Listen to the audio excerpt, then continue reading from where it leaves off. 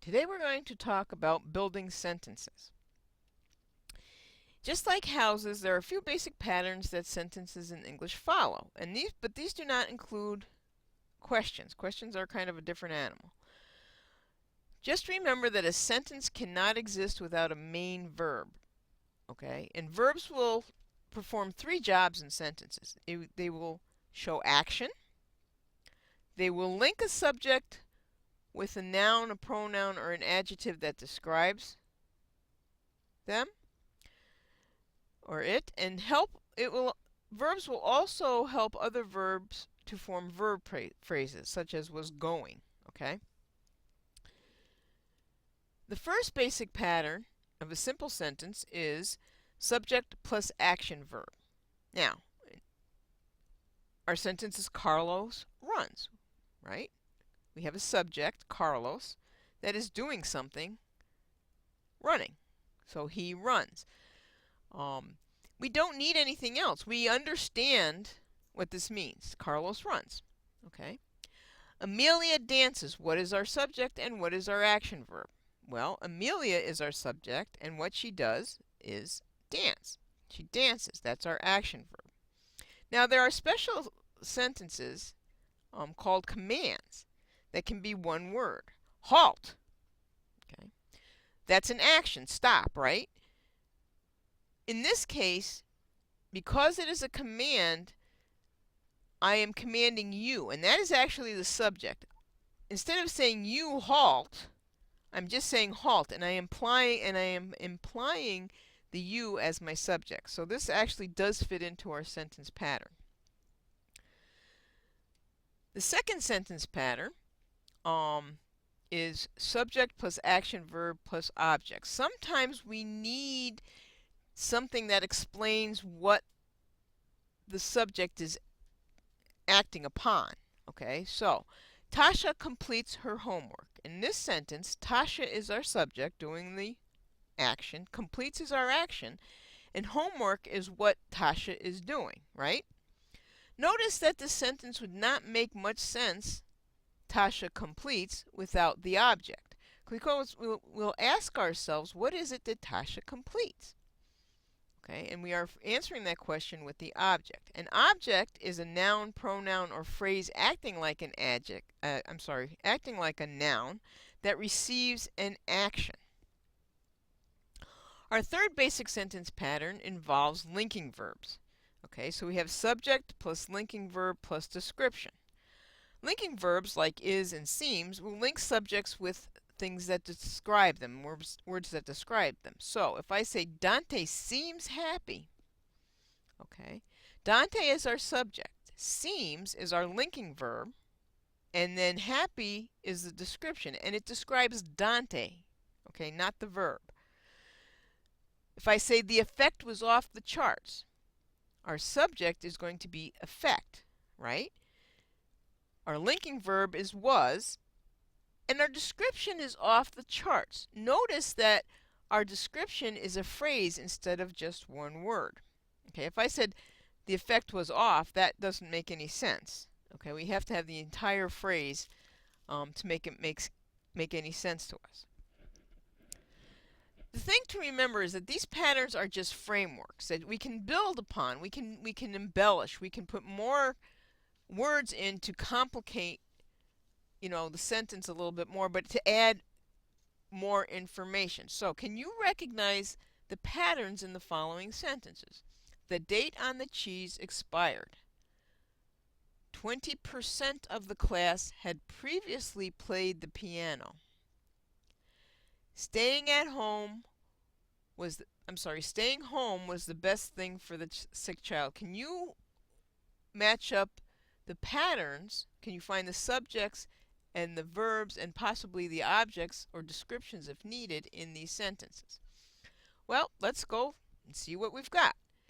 The date on the cheese expired. In this sentence, the subject, the thing that is doing something, is the date, right? And what it is doing is expired. That's our action verb. So, date expired. Additional information is provided with the phrase on the cheese. Okay?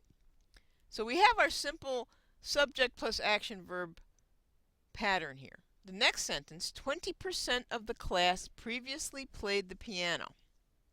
Our subject here is what? Percent. Okay? That's our subject. What did the percent do? Played. Okay? Now, percent played what? We still have a question, so what do we need? An object, and the object is piano. So we have our subject plus action verb plus object. Notice that the other words are adding information. Staying at home was the best thing for the sick child. In this case, the phrase staying at home is the subject. That is, it is sort of acting as a noun. We have a linking verb. So staying at home, what? Was. Okay, there's our linking verb. So what was? Okay, best thing is our description. Okay, what was staying at home was the best thing. There are other words here that are doing work, but they are not essential for the framework of the sentence. Okay, these are what we call additions. You will notice in those previous sentences that there are extra words or words being used differently. So, we see a lot of prepositional phrases. On the cheese, of the class, for the child. These are showing place in time and space, right? That's what prepositions do. They add information to the sentence structure without really affecting the pattern. The phrase, again, staying at home, is used as the subject. Now notice that phrases with ing words that appear without a helping verb. So if I said staying at home, that phrase can work as a noun. But if I say is staying at home, is our helping verb, I can't use it as a standalone phrase, as a subject. Okay? And this is something that trips up a lot of people, the difference between an ing word that appears without a helping verb and what it does, and then the ing word with a helping verb. Okay? Direct questions are different than the three basic patterns. They don't quite follow those patterns. When we have a direct question, it will usually start off with a word that signals to the reader that more information is being sought. Okay, we want more information. So, we use the words who, why, what, where, when, and how. Okay? So, if I say who laughed, now that is a sentence. Our answer to that sentence is Roger laughed, and that is our subject plus action verb pattern, the answer. If I ask, when will we complete the course? That's a sentence, but it's a question. The answer is, we will complete the course in May. Here we have our subject, we, our action verb, will complete, but that's not enough, right? We will complete, we need an object. What are we going to complete? The course. Okay? So here is our subject, action, verb, object pattern in the answer. Why was she happy? She was happy because she had earned an A. Notice in this sentence that we have our subject, she, linking verb, was, and happy is our description. You'll also notice that this has more information.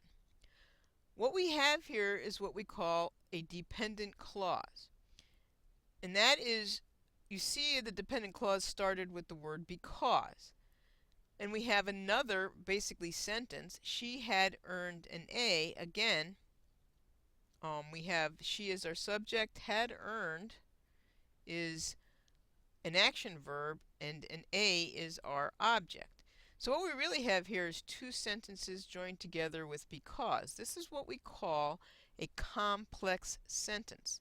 And we'll talk more about that a little later on. So let's review the basic patterns for simple sentences. Subject plus action verb, Carlos runs. Subject plus action verb plus object, we completed our homework.